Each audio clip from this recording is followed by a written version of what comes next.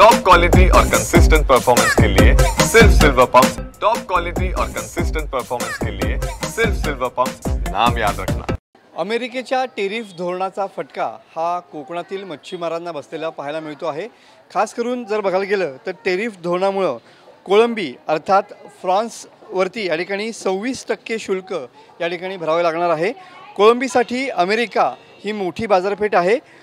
वन्नामे नावाची कोळंबीला अमेरिकेत मोठी मागणी असते। तुम्ही बघू शकता की हीच ती कोळंबी आहे की जी या ठिकाणी या कोळंबीला अमेरिकेत मोठी मागणी असलेली पाहायला मिळते आहे।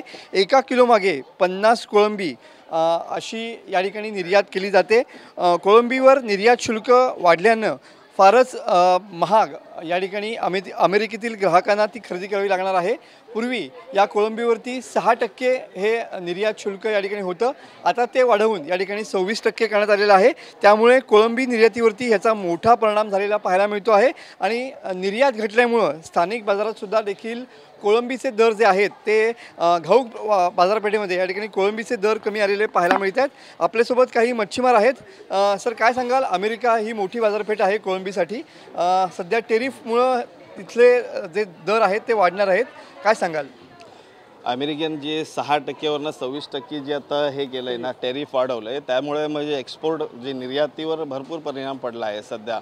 म्हणजे जे आता जास्त काय जाणार आहे माल आपल्या बाहेर, त्याच्यावर आपल्याला कसं आता खर्च जास्त येईल ना, त्यामुळे काय आता एक्सपोर्ट कमी होईल कदाचित। हां, त्यामुळे भरपूर परिणाम पडला आहे, म्हणून एक्सपोर्ट जास्त आता काय होणार नाही असं वाटायला लागलं आहे। बरोबर आहे। स्थानिक बाजारात सुद्धा दर कमी आलेत? हो, स्थानिक बाजारात तेवढा आत्ता तरी परिणाम पडला नाही, पण याच्या पुढे आता पडणार, शक्यतो पडणारच, तिकडे पण परिणाम होणार त्याच्याबद्दल। नक्कीच। सध्या स्थानिक बाजारामध्ये 300 ते 350 रुपये किलो दरानं या ठिकाणी कोळंबीची विक्री होते।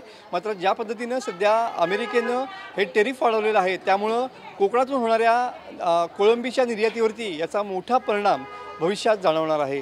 कॅमेरामन समित गजनेसह मनोज लेले, TV9 मराठी, रत्नागिरी।